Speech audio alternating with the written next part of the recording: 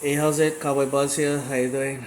All right. Yeah, I said I was gonna come up with a couple of videos, but I've been busy as hell. The reason why I'm making this video is because the tampering of the New Year League is upon us, but the tampering area is on the way. So my phone was kind of blowing up. Um, you can yeah, I think you can agree to terms, and you can you can agree upon trades and stuff, but you just cannot make it official, whatever. But every time this round this year, all fans, and it's always okay. It's always understandable. Everybody gets so excited. Even the Cowboy fans, but at the same time too, Cowboy fans get so frustrated. That meme is so perfect for Cowboy fans as far as like free agency goes. Like, come on, do something. And and then especially this year too, with Jerry Jones, because even I was kind of like, maybe, like I kind of like it.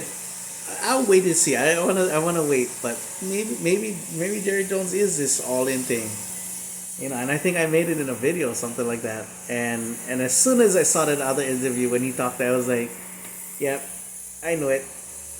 I knew he was this all in the ratings.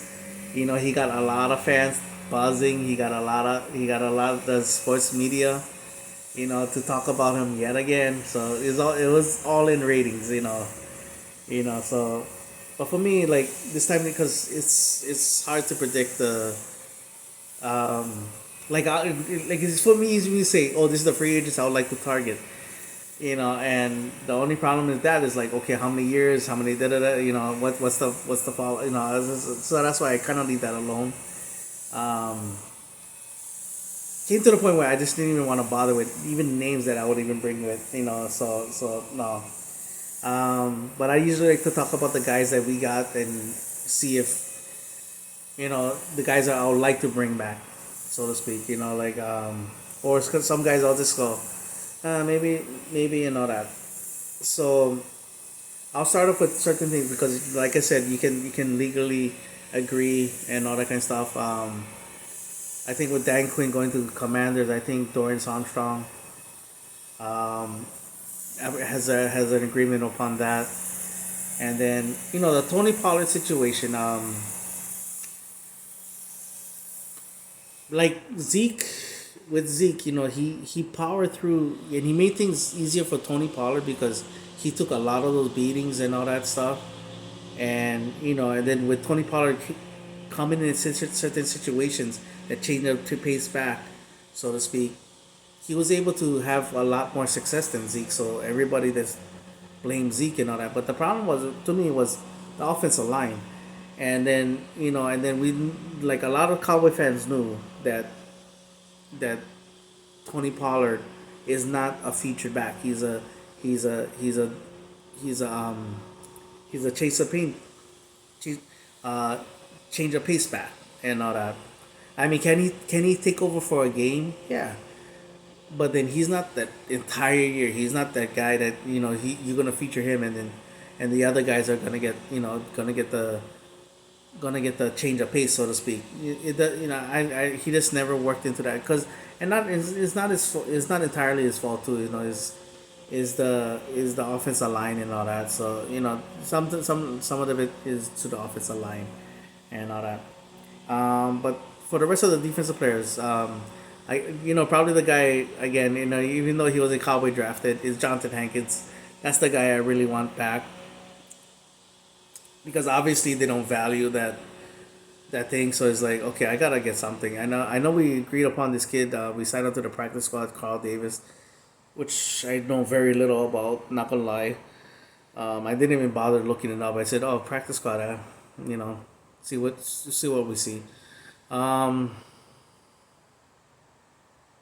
then Stephon Gilmore was the other guy, but Stephon Gilmore, he could command a little bit more money. So it's like, when he said, I mean, every Cowboy fan should, or every football fan should know by now. Whenever a player says that I would like to stay, that means like, hey man, make me an offer. I'd like to stay. I mean, I'm trying to give you a fair shot as possible, but you gotta give me something. You can't just go, okay, I'll give us a hometown discount. We'll sign this. No, he's looking for a decent one and all that. So it is with that. Jordan Lewis, probably the last one from the 2017 draft. We don't know what Zimmer is looking for with him, so that's a tricky one. But at the same time, too, you know, with the continuity of the team, we don't know how Trayvon Diggs is going to respond because we've seen what with Gallup and all that. We just don't know how he's going to respond to the injury. So and that's why the Stephon Gilmore thing is talked about a little bit too, because of that situation. But yeah, um, Javon Curse, to me, he's a Dan Quinn product. So I'm not gonna be too hurt if he moves on and all that. It's just, and it's nothing against him. It's just he's a Dan Quinn product. We don't know what and because he was on with Zimmer, so you just never know what Zimmer sees in him will see in him and all that.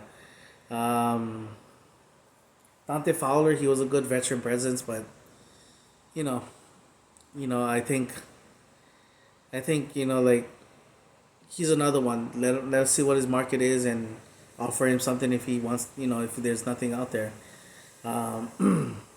Neville Gallimore. I mean, I thought I saw some promise with him in his second year, but then like I think when we hit something with Osa, they was kind of like covering up the whole nose tackle thing with going, hey, we can, Gallimore is pretty big. We can move him, and then that was in his game. His game was being that three technique and all that. So instead of just building on the depth with it, the depth chart with him, they started messing with him. It's rather than just upgrading that nose tackle position, they try to force something into it and all that. So yeah, C.J. Goodwin and what is it, that Noah kid, the one I think that's the one we traded for Kelvin Joseph. I think they were more majority special teamers, so you know it's gotta wait and all that. Yeah. On the offensive side, um, Tyler Biadasz, who I kind of like was nicknaming him Tyler Hustle.